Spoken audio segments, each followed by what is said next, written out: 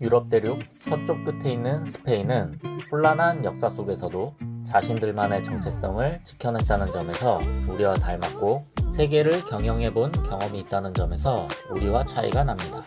드라마틱한 성장과 몰락의 역사를 가진 스페인의 흥망성쇠를 여러분들과 함께 알아보겠습니다. 자, 먼저 스페인 하면 떠오르는 것들에 대해 이야기해봅시다. 관능적인 무용수들의 플라멩고도 있겠고요. 우리에겐 다소 생소한 투도 있습니다. 아마 2002년 월드컵이나 혹은 꽃보다 알베, 스페인 하숙 같은 TV 프로를 떠올리시는 분들도 많으실 거라 생각합니다. 하지만 스페인의 역사는 우리에게 익숙한 어떤 벽화로 시작되는데요.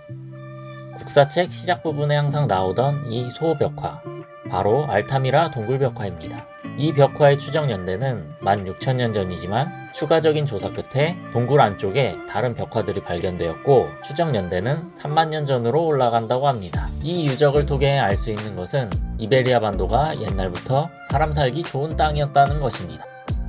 이후 지금 스페인 사람들의 원료인 사람들이 이베리아 반도를 방문하기 시작합니다. 기원전 1600년경 북아프리카에서 지브롤터 해협을 넘어 이베로족이 유입되는데요. 이들은 이베리아 반도 남쪽에 자리를 잡기 시작합니다. 그리고 기원전 900년경 북쪽 피레네 산맥을 넘어 셀타족, 즉 켈트족이 넘어오기 시작합니다. 이들은 이베리아 반도 북쪽에 자리 잡았고 두 부족은 점차 생활 영역을 넓혀가기 시작합니다. 결국 이 두 부족은 중부지방에서 만나게 되었고 서로 배제하기보다는 섞여서 사는 쪽을 택하게 됩니다. 그리하여 두 부족의 혼혈 부족인 셀티베로족, 켈트 이베로족이 만들어지게 되었고 이들이 지금의 스페인 사람들의 원류가 되었습니다. 셀티베로가 자리 잡은 이베리아에는 금과 은을 비롯한 광물이 풍부했습니다. 그래서 일찍부터 외부 민족들이 찾아올 수밖에 없었는데요. 그들이 바로 페니키아, 그리스, 카르타고입니다. 페니키아는 켈트족이 피레네 산맥을 넘기 전서부터 이베리아 반도와 교역을 해왔습니다. 그들은 상업의 민족답게 금과 은을 받아가고 음악, 말린 생선, 그리고 알파벳을 전해주었습니다.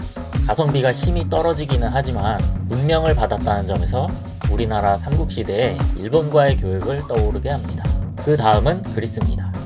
그들은 예술적인 조각기술과 건축술을 전해주었고 지금의 스페인의 기간 산업인 포도와 올리브를 전해주고 갑니다. 그리스가 전해준 올리브의 경우 생산량이 독보적인 세계 1위로 2위인 그리스와 3배 차이가 나는데 실제로 스페인에 가보시면 중부지방의 고원 평야지대는 거진 올리브나무로 가득 차 있는 것을 보실 수 있습니다. 다음은 카르타고입니다. 카르타고는 농업기술과 북아프리카 지방의 당도 높은 과일을 전해주고 갑니다. 좀 더 시야를 넓혀 이 시점에 지중해 세계의 판도에 대해 알아보겠습니다. 기원전 550년경 지중해는 두 해상 세력이 경쟁하고 있었는데요. 도시 연합국가로 스스로를 헬라스로 칭하던 그리스와 남지중해의 패권을 장악하고 북아프리카로 영역을 넓혔던 페니키아였습니다. 이후 페르시아에 의해 페니키아의 상황이 안 좋아지자 페니키아의 북아프리카 세력들은 카르타고라는 나라를 세우게 되는데요. 기원전 2세기경 결국 페니키아는 멸망하게 되고 카르타고가 페니키아의 영향력을 거진 흡수하게 됩니다. 또한 그리스가 내전과 전쟁으로 약화된 틈을 타 로마는 육지 영토를 넓히는 데 주력하여 이탈리아 반도를 차지하게 됩니다.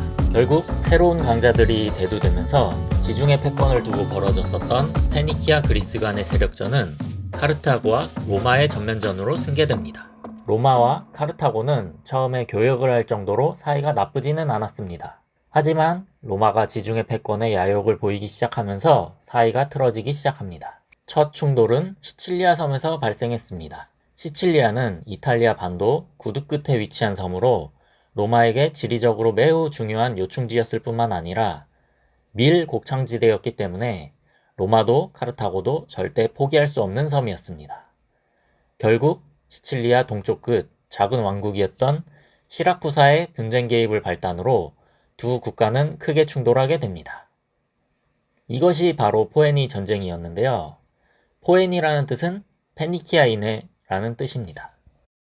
이 전쟁명으로 봤을 때 로마 사람들은 카르타고 사람들이 페니키아의 후예라는 것을 분명히 알고 있었던 것 같습니다. 기원전 264년부터 23년간 벌어진 1차 포에니 전쟁은 주로 바다에서 벌어졌습니다. 그 당시 육군이 강했던 로마는 해상전에 능한 카르타고에 비해 불리해 보였습니다. 하지만 육군을 해상에 활용하고자 배를 개조하거나 그리스의 선박 전문가에게 조언을 구하는 등 승리를 위해 여러 수단을 동원했습니다. 그 과정에서 발생한 많은 실패들은 로마 시민들의 강력한 노블리스 오블리주를 바탕으로 버텨냈고 결국 로마의 승리로 끝이 나게 됩니다. 이 전쟁으로 카르타고는 시칠리아, 사르데냐, 코르시카의 지배권을 잃게 되며 전쟁이 종결됩니다. 이때 마지막까지 시칠리아에서 분전하던 카르타고의 하밀카르 바르카 장군은 자신의 모든 기반을 이베리아 반도로 옮기고 복수를 다짐하게 됩니다. 이후 이베리아 반도에서 영토를 넓히던 카르타고와 로마는 다시 한번 충돌하게 되는데요. 하밀카르 바르카 장군의 아들인 한니발과 로마 간의 사군툼 지역에서 발생한 영토 분쟁은 2차 포에니 전쟁으로 번지게 됩니다. 1차 전쟁에서 강한 육군을 보유했던 로마가 상대의 강점을 흡수하면서 뜻밖의 해전에서 승리를 가져갔듯 2차 전쟁에서는 전쟁의 귀재인 한니발 장군이 로마의 허를 찔러 오히려 육로로 로마를 점령해 들어갑니다. 코끼리를 동원하는 등 전쟁에 총력을 기울인 한니발은 로마를 이탈리아 반도 장화 끝자락까지 내몰았으나 한니발을 제외한 다른 카르타고군과의 전투에서 연전연승한 로마는 한니발 군대를 향하는 보급을 적재적소에서 끊어내었고 결국 한니발과의 전투에서는 졌지만 전쟁에서는 승리를 쟁취하게 됩니다. 앞의 두 전쟁으로 인해 거의 모든 제해권을 상실한 카르타고는 멸망의 길로 접어들고 있었고 그의 종지부를 찍고자 일으킨 3차 전쟁으로 카르타고는 역사의 뒤안길로 사라지게 되었습니다. 포에니 전쟁을 끝으로 지중해를 장악한 로마는 실전 경험이 풍부한 강력한 군대를 바탕으로 영토를 급속하게 넓혀가기 시작합니다. 그러면서 로마는 제국의 모습을 갖추게 되었고 카이사르 사후 공화정제에서 제정의 시대로 넘어가게 됩니다. 이베리아 반도는 로마의 직할지였으나 처음에는 로마를 받아들이지 못하는 모습을 보였습니다. 하지만 기독교가 전래되면서 종교로 인한 로마화가 급속히 진행되었고 황제를 배출하기도 하며 제국의 일원으로서 활약하게 됩니다. 로마가 스페인 역사에 끼친 영향은 대단했는데요. 오랜 시간이 지난 지금도 그 흔적들을 찾아볼 수 있습니다. 바르셀로나 남쪽 나라고나의 원형극장이나 세고비아의 수로교, 톨레도의 알칸타라 다리가 대표적입니다. 제국으로 성장해가던 로마는 117년을 기준으로 최대 영토를 달성하게 되는데요. 영국부터 북아프리카, 이집트와 메소포타미아 지역을 포괄하는 대제국을 건설하게 됩니다. 이 시기를 로마에 의한 평화시대, 즉 팍스 로마나라고 부르게 되는데요. 하지만 달도 차면 기울게 되는 걸까요? 정치 종교 문제로 동과 서로 분리되고 부패로 인한 도덕적 해이가 일어나는 등 제국은 몸살을 앓게 됩니다. 그중 가장 큰 문제는 빈부격차였습니다. 잦은 전쟁으로 인해 자영농들이 자신의 농지를 유지하기 어려워짐에 따라 귀족들에게 땅을 팔게 되었고 귀족들은 대농장을 경영하면서 세금의 대부분을 담당하던 중산층이 무너지기 시작했습니다. 이때의 귀족들의 대농장을 라티푼디움이라고 하는데요. 이 라티푼디움은 또 다른 문제를 불러오게 됩니다. 최대 영토를 달성한 이후 군축으로 일자리를 잃은 군인과 더불어 땅을 잃은 평민들이 실업자가 되어 수도이자 대도시인 로마로 계속 몰려들게 되는 이촌향도 현상이 그것이었습니다. 사람들이 로마로 몰려들자 물가는 오르고 실업률은 폭증하였습니다. 이들의 민심을 잠재우는 일은 지배층에게도 큰 과제였습니다. 하지만 관록의 로마의 지배층들도 만만치 않았는데요. 콜로세움에서 검투사 경기와 축제, 먹을 것들을 제공하며 최초의 포퓰리즘 정책을 시행하게 됩니다. 이 시기의 모습을 잘 녹여낸 영화가 있는데요. 바로 리들리 스콧 감독의 글래디에이터입니다. 영국 정복과정부터 권력을 위한 암투, 재정파와 공화파 간의 갈등을 잘 그린 영화입니다. 어쨌든 로마 지배층의 정책은 잘 먹혀든 걸까요? 그런데 어디선가 계속 사람들이 몰려들게 됩니다. 이들은 바로 게르만족들이었습니다. 이들이 로마로 몰려든 이유는 훈족 때문이었습니다. 게르만족의 대이동을 부른 훈족은 우리가 아는 흉노족인데요. 중국 진나라로 하여금 천리장성을 쌓다가 망하게 할 만큼 무서운 민족이었습니다. 진나라 이후 들어선 한나라의 한 무제에 의해 중국 대륙에서 쫓겨나 서쪽으로 살기 좋은 땅을 찾아 이동하게 되었고 유럽 땅까지 당도하게 된 것입니다. 372년 몰려든 훈족은 동유럽 지역을 휩쓸었고 현재 헝가리 지역에 정착하게 되는데요. 헝가리라는 국가명 역시 훈족의 훈에서 유래됐다고 합니다. 훈족으로 인해 여러 갈래의 게르만족들이 이동하기 시작했고 그들 중 고트족들은 동유럽에서 이탈리아 반도를 지나 이베리아 반도까지 오게 됩니다. 로마의 교황과 훈족의 왕인 아틸라가 극적으로 협정을 체결하면서 잠시 소강 상태를 맞이한 로마였지만 게르만족의 이동은 로마의 몰락을 가속화하였고 476년을 기점으로 서로마는 멸망하게 됩니다. 서로마 멸망 후 이베리아 반도에 공백을 치고 들어온 서고트족은 왕국을 세우게 되는데요. 이를 서고트 왕국이라고 합니다. 5세기부터 7세기까지 300년간 이어진 서고트 왕국의 역사는 로마 문화를 기반으로 카톨릭을 체화하는 시기였습니다. 역사가들은 이를 가리켜 2차 로마화라고 부릅니다.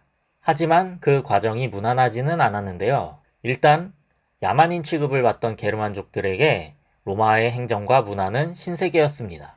그래서 로마의 문화를 받아들이는 데는 큰 문제가 없었지만 거친 서고트족들의 잔악행위와 왕위 계승 문제로 갈등이 끊이지 않았습니다. 서고트족은 전통적으로 왕위 계승 방법이 선출제였습니다. 하지만 로마와 카톨릭은 세습제를 택했는데요. 왕족과 교회는 세습제를 내세웠고 귀족들은 끊임없이 선출제를 주장하게 되면서 반란이 끊이지 않았습니다. 그리하여 300년의 역사 동안 31번 왕이 바뀌게 됩니다. 하지만 혼란만 있었던 것은 아니었습니다. 이 시기 교회의 부패를 척결하고 종교와 세속의 중심을 잡으려고 했었던 이시도르 성인의 노력으로 혼란한 가운데서도 카톨릭의 정신적 계승을 이어나갈 수 있었습니다. 서고트 왕국의 역사를 통해 카톨릭은 스페인의 정신적 세계관으로 자리 잡게 되었고 기사령과 같은 영주체제를 확립하여 새로운 군신관계를 만들어내게 되면서 중세시대로 나아가는 발판을 만들게 됩니다. 혼란의 역사 속에서도 언제 찾는지 모를 달은 기울게 되는데요. 710년 에이카 왕은 귀족들의 반대에도 자신의 아들 에티사에게 왕위를 물려주고자 하였고 이에 베티카의 공작인 로드리고가 반란을 일으키게 됩니다. 그러자 교회와 왕권파들은 외세의 힘을 빌리게 되는데 이는 북아프리카 탕헤르의 지배자 타릭 장군을 불러들이는 것이었습니다. 베르베르족의 족장이던 타릭은 원숭이가 많은 섬이자 자신의 이름이 붙은 지브롤터를 넘어와 로드리고를 물리쳤지만 서고트 왕국의 실상을 보고 그대로 이베리아 반도를 차지하게 됩니다. 타릭을 비롯한 이슬람 세력은 막강한 기병대를 바탕으로 단 7년 만에 북부 산간지방을 제외한 전 이베리아 반도를 차지하게 됩니다. 732년 그들은 더 나아가 피레네 산맥을 넘어 프랑크 왕국까지 진격하지만 훗날 신성 로마 제국을 세우는 카를루스 대제의 할아버지인 카를 마르텔에게 저지당하게 됩니다. 이베리아 반도를 점령한 이슬람 세력은 스페인 땅에서 찬란한 문화를 꽃피우게 되는데요. 그들이 남기고 간 꼬르도바의 메스키타 사원, 그라나다의 아람브라 궁전은 지금도 스페인 관광에서 빼놓을 수 없는 요소가 되었습니다.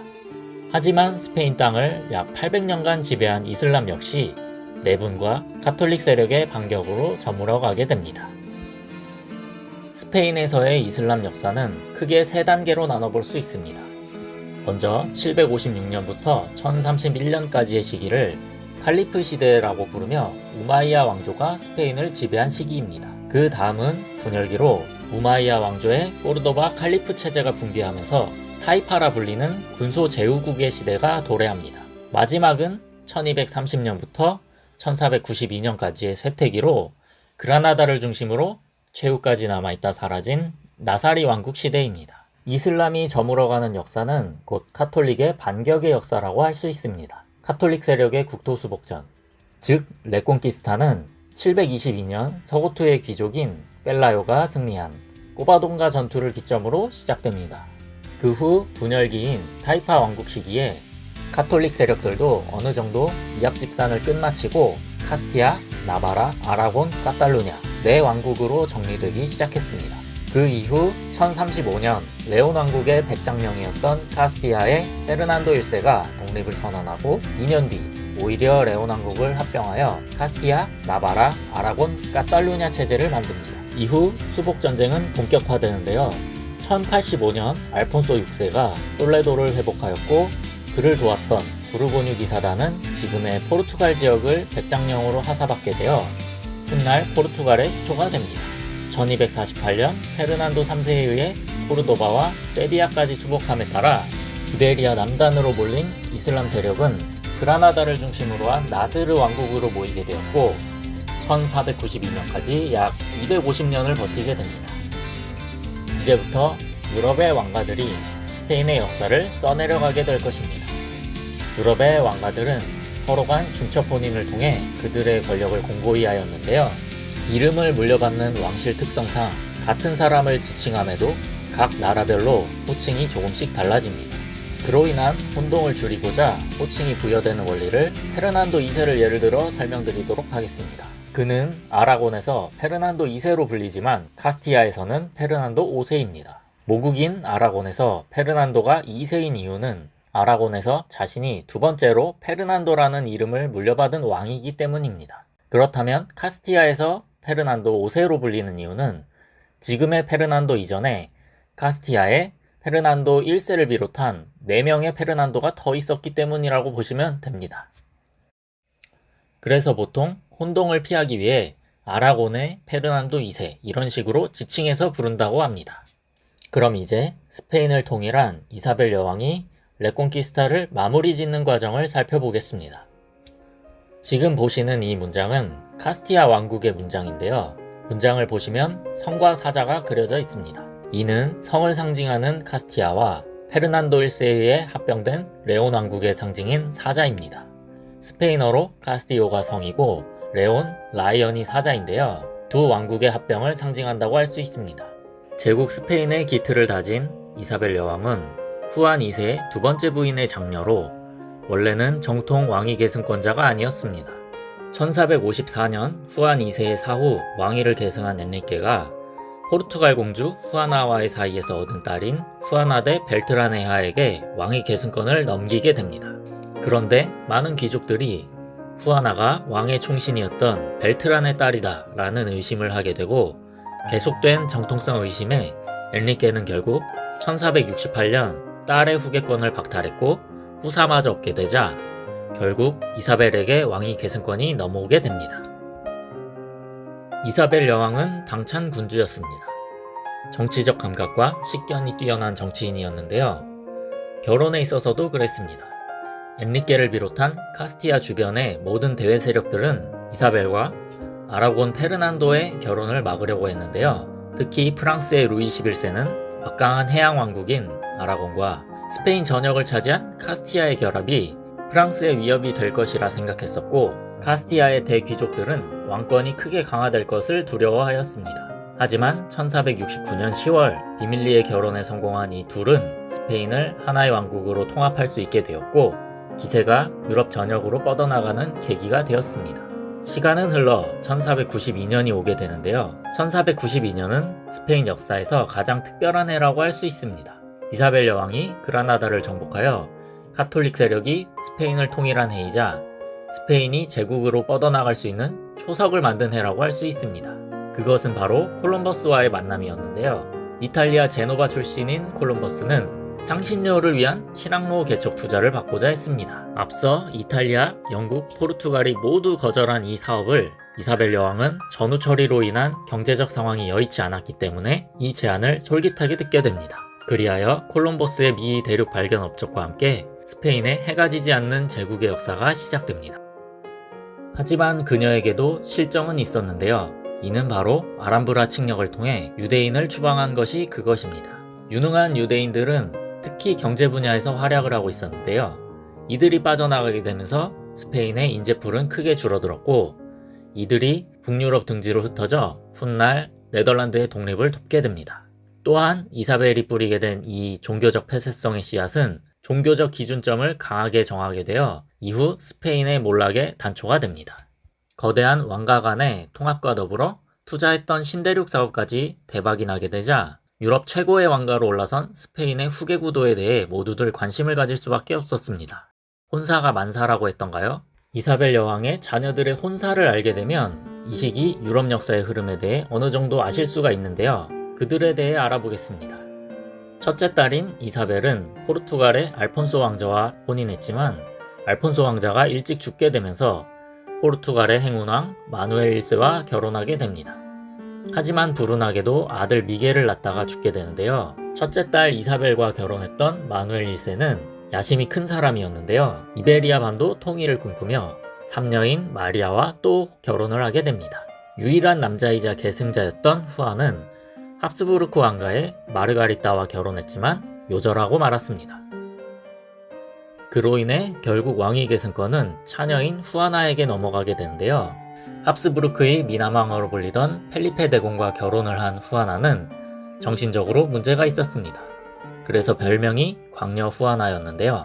그런데 후아나가 왕위를 계승한 지 얼마 되지 않아 남편인 펠리페가 죽게 되자 병세는 더욱 심해졌고 아들인 카를로스는 너무 어렸기 때문에 이를 보다 못한 후아나의 아버지인 페르난도 2세가 섭정을 하게 됩니다. 그 이후 페르난도 2세가 죽게 되면서 합스부르크의 적통인 카를로스가 스페인 영토까지 물려받게 되면서 로마 제국 이후 최고의 대제국의 역사가 시작됩니다. 넷째 딸이었던 카탈리나는 영국의 어서와 결혼하기로 되어 있었으나 어서가 요절하는 바람에 영국의 헨리 8세와 결혼을 하게 됩니다. 참고로 카탈리나의 영국 발음은 캐서린이며 피의 메리로 불리는 메리 1세의 어머니가 됩니다. 카를로스 1세의 즉위로 스페인의 합스부르크 왕가 시대는 개막하게 됩니다. 카를로스는 스페인에서 카를로스 1세, 합스부르크 왕가에서는 카를로스 5세로 불리는데요. 그는 스페인, 신성로마 제국, 이탈리아, 독일, 네덜란드, 오스트리아와 더불어 신대륙의 식민지와 아시아에서 개척한 식민지까지 그야말로 세계를 지배한 왕이었습니다. 할아버지인 페르난도 2세의 아라곤까지 내부적으로 국가적인 통일을 완성한 카를로스는 로마 제국의 부활을 꿈꿨습니다. 그러나